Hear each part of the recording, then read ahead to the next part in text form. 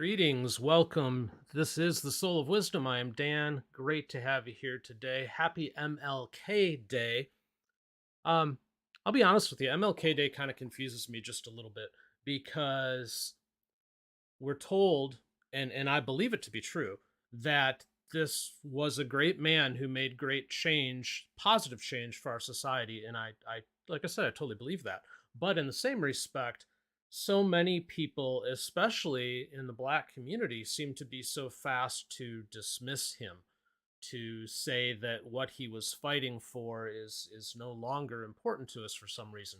We've gone from a situation where the he was saying that the content of our character and not the color of our skin should be how we're judged, and all of a sudden it's all about skin color again. So it's a conflicting day for me. I want to believe that the ideals that he held are something that we should still be aspiring to achieve, but then in the same respect, those who in theory at least should be behind that ideal because of who that man was, especially, they don't seem to be there. So I don't know. um Let me know your thoughts in the comments on what you think of this day, because to be honest, I'm just not real sure. It's confusing. But let's get into a couple of things here. Again, I am Dan. This is the Soul of Wisdom. If you haven't come across this channel before, greetings, welcome. I'm happy to have you here. Do me a favor, if you haven't already, subscribe to this channel, hit the notification bell, for a couple of reasons. First, I say this on practically all my videos right now. I think it's very important that we support people who have ideals that we appreciate, who speak the truth on things, who are willing to have discussions on things. And that's what we try to do here. So if you appreciate that, please do support by subscribing, hitting the notification bell, liking this video. These things are important. This is how we get out in front of people. But don't just do that for me, do that for any content creator. If you like what they have to say, if you support what they have to say, these things don't cost you anything, but they make a huge difference because we're all fighting the dreaded algorithm. And that is how we get around it. So consider that. Also, if you aren't noticing at the moment, we're live, and I'm going to get more into that in a little bit. But because we're live, if you are a subscriber or you're subscribing for the first time, be sure to hit that notification bell so you get an alert when we go live. And if you have the time, you can join in, and I'd appreciate that. Okay, so I got two stories I want to get into today, and I'm going to go ahead and pull it up on the screen here. This first one is very sad on multiple levels. And this happened over the weekend. Alabama basketball player Darius Miles charged with capital murder in deadly shooting. That's just unfortunate. I mean, for everybody involved. But let's get into it. Alabama men's basketball player Darius Miles was among those charged with capital murder in the shooting of a 20-year-old woman near Bryant-Denny Stadium. Miles, 21, and Michael Lynn Davis, 20, were charged in the death of Jamia Jonee Harris. Hope I pronounced that right. In an early Sunday morning shooting that took place blocks from the football stadium. Authorities were dispatched around 1:45 a.m., and the driver of the vehicle told responding officers that the suspects fired shots into his car and killed Harris, according to the station. The driver told officers he returned fire and thought he struck one of the suspects. The station reported that one of the suspects suffered non-life-threatening injuries. Officials said it appeared the shooting was a result of a small argument between the suspects and the victims. I don't know if we need to get into any more of the details of that story. That pretty much paints what happened. But there's a couple of things to consider here. First off, allegedly, this happened. We have to say that, so I'm covered and everybody's happy that we said allegedly. So calm down, YouTube. I took care of that. But it's sad, isn't it, that you have, what was it, 20 and 21 were the age of these two guys? Yeah. Yeah, Miles, the basketball player, was 21, and Michael Lynn Davis was 20. So you have two people who have barely started their lives, don't even have fully developed brains yet, because we're learning that they're not fully developed until 25. And these guys went out and murdered somebody, allegedly. What an incredible waste that is. And if you think about Darius Miles, this is a guy who is on the Alabama basketball team. Now, that's not the easiest thing in the world to go out and achieve. Now, it doesn't mean he was destined for the NBA or anything like that. But if you think about it, he's going to be there on a scholarship. I highly doubt this dude was a walk on. So he's getting his college paid for based on the skill that he has. So at the very least, he has this opportunity placed in front of him to improve his life tremendously, to get himself set up for a future where he can have success, where he can achieve things in his life. And in an instant, it appears to have all been thrown away. He's been dismissed from the team. So even if they clear this up, I don't see him coming back to play basketball anymore. I don't see him going back to the university to study. I think it's all gone now. At least that. Most likely his life is thrown away because if these charges sticks, and most of the time they do, he's going to end up in prison for the rest of his life. I don't know what Alabama does for capital punishment. I believe they have it because it's, well, yeah, they charged him with capital murder. So in theory, I guess he could be charged with capital punishment, or convicted and then sentenced with capital punishment. So it's possible. Regardless, he's thrown it all away. And what? Over an argument. Now, I don't even know if it really matters what they were arguing about. But the idea that the discourse in this country has fallen to the point where you have a couple of people who just don't agree on something, and the solution to it is we're all going to pull out our guns and start shooting is lunacy. But we see it happening a lot, unfortunately. And oh, by the way, I am pro 2A. I am pro gun. Honestly, I believe we should all be armed. And there's a reason why I believe this. I live in Arizona, and we're a weird state right now, and that's a discussion for another time. We're weird politically. But when it comes to our guns out here, we are the Old West. We really are. Everybody is armed. And for the most part, nobody tries anything because of it, because we're all carrying. And a well armed society, I'm finding for the most part, is a peaceful society. But you also have to have some level of understanding of that weapon, some level of understanding when to use it, some idea of what is right and wrong.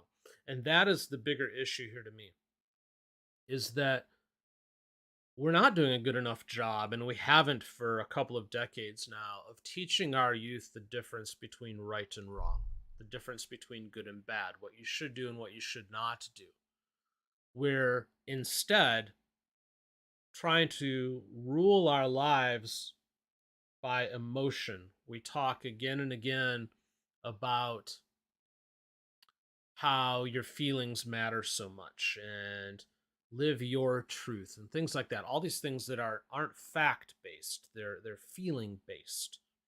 And the result is, if we're living so emotionally all the time, our emotions can overtake us and run out of control.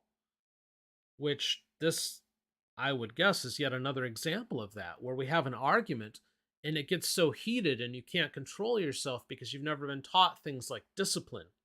You've never been taught that it's important for you to back down, to not seek out a fight. Instead, you give into emotion, it boils over, and the next thing you know, you've shot somebody and your life is gone.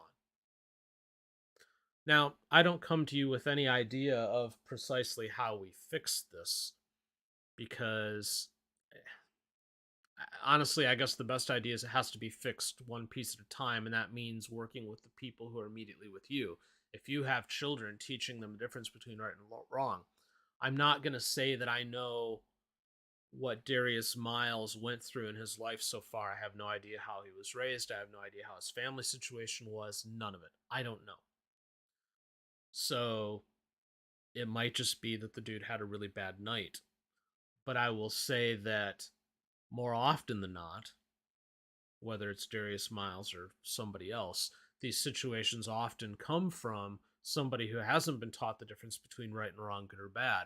Somebody who is constantly living on the edge with their emotions and their feelings and just this anger that builds within them until it eventually boils over and bad things happen. That is cultural death for us. That is societal death for us. And unless we can get a hold of it, and again, I think it just has to happen one family at a time, one piece at a time, and it's you got to put in the work. But if we don't put in the work, more and more stuff like this is going to happen, and unfortunately, it's going to be the death of us, I think. And it's sad. Again, this is a guy who had everything laid out in front of him to set himself up for success in life one way or another, and now it's all gone. So it's a sad, sad situation, especially here on MLK Day to have to cover something like that, to have a member of the black community have so much in front of him and so many doors opened just to slam them all shut in what appears to be one fit of rage. It's just no good. Okay, real quick before I get into the second story, as I said, I'm live right now. I'm realistic. I don't expect that I'm going to have hundreds of viewers straight away. But there's a reason why I'm going live. And we're going to try to do this as a rule now. We've had this channel for 15, 16 months now. And the growth on it has been very sporadic, but the analytics are really good. When people go to my videos, they stick with them. And the feedback is generally good. The conversation on them is good. And I enjoy doing this. If you've watched my channel at all, you know a little bit about me, and you know that I have kind of a corporate background, but for the last decade I've worked for myself. But I've spent so much of my life as a teacher and a trainer. I've spent it talking with people. I enjoy engaging. I enjoy sharing knowledge, things like that. So this fits for who I am and what I do. I like this sort of thing. And from a business standpoint, it fits too, because quite honestly, if I'm out in front of people, I can also discuss the businesses that we run and the products that we offer and things like that. But the problem really has become for me is trying to fit this in with everything else that I do. It is very difficult. Again, not to get into great detail. If you've watched my channel, you know some of this, and I'm not going to give the entire Soule family history. But in my home, I take care of several people. I have several businesses that I run. We have a son that we homeschool, and it's a lot going on all at once. And the YouTube thing, and I also am on Rumble and Facebook. You could be watching me there. I also have on the podcast side audio only. But anyways, the big challenge is fitting this in with everything else going on. So the reason that I'm going to start doing these live is that my style has always just been to turn on the camera and talk. That's what I do. I don't edit things. I don't script it. I find a topic and I get on the camera and I talk. So I'm eliminating the middleman, because what I would do before is I would have to record these things and then I got to upload them and do the thumbnail and the description and the blah, and all that extra stuff takes like a half an hour. I'm cutting all that out. My hope is to find a consistent time that I can go live. We're not there right now. And my hope is to be able to do it Monday through Friday. And I think for the most part, I can do that right now. It's just going to be a question of it might be different times throughout the day. So again, if you haven't turned on the notification for this channel, please do that so you know when I go live. And of course, the streams will be available after the fact. And I think I'm also going to be cutting out segments and posting those separately, at least for episodes where there might be something that was really good that deserves its own segment. So hopefully that makes sense as to what we're doing, and hopefully I can bring more content and help this channel grow. I mean, that's the big thing, is with the inconsistency of being able to post, it's hard to get out in front of more people. It's hard to have growth because the algorithms don't favor you in that case. So we're going to try it this way and see how it goes. I've got high hopes. We've done a lot of planning. We've done a lot of investment to make this work. So here's hoping. And you can let me know what you think in the comments about this stream. Let me know if the stream quality is good. It looks like it is from my end. And let me know your thoughts. Okay, with all that having been said, let's get into one more thing here. Since we inadvertently ended up on a sports theme with the Alabama basketball player, excuse me, let's talk about Josh Allen, quarterback of the Buffalo Bills. We all know the Buffalo Bills because of the crazy injury to Demar Hamlin. Even if you're not into football, I think pretty much everybody in the world knows who Demar Hamlin is now. And I'm glad to see that he's home and recovering and going to be okay because, quite honestly, it didn't look like that. Didn't look like that's the way it was going to be. But some interesting things have come up with Josh Allen, who is their quarterback. And he's talking about a spiritual awakening that this event had for him. And I'm just going to pull a couple of quotes. This is from sportspectrum.com. But he says, I was just going around to my teammates saying, God's real. And then he said, I said this in my press conference the other day. There was just kind of a spiritual awakening really for me. And I know for a lot of people, maybe it didn't have the strongest belief or wasn't one of the biggest, strongest Christian followers. To see what's transpired here, it's a crazy, crazy feeling. It's something I've never felt before. It's something I know a lot of my teammates have never felt before. You really can't do anything but accept it and lean on your brothers and share that moment with them. Then he goes on to say, it's been so long since I've actually been to church. I went this last off season 1 or 2 times, but not as much as I really should have. But again, I think this conversation that we're having right now, we've all had these conversations in the locker room. It's been really cool to see how these guys have moved and touched this whole instance and situation, to see this country come together to support Demar and maybe having those talks. Again, it doesn't matter what you think or who you think in. I'm not going to judge you based on that. But to hear some of these stories, these feelings from our guys, to be going through the situation, it's really cool to see this unfold in front of us. And then it goes on to talk about how their coach, Sean McDermott, is also openly Christian. So I just found this story interesting for a couple of reasons. First, it's good to see that maybe out of some bad that happened that day, out of a little bit, it's not even a tragedy because he's alive, but it's definitely a scary, unfortunate situation. It's nice to see that perhaps Josh Allen and maybe some others had a little bit of awakening, that there is a little bit of a higher power, that there is something bigger than us, something greater than us. And I hope more and more people have it. One of the things that I noticed in any of the articles that I read on the Hamlin situation, people would often comment in the comment section under these articles that God is good, glad he's better, something like that. And then a whole slew of people just hatred towards the idea that God might have anything to do with it. And I think to myself, how sad is it for these people? I've said to anybody that can listen for as long as I can remember, find something to believe in.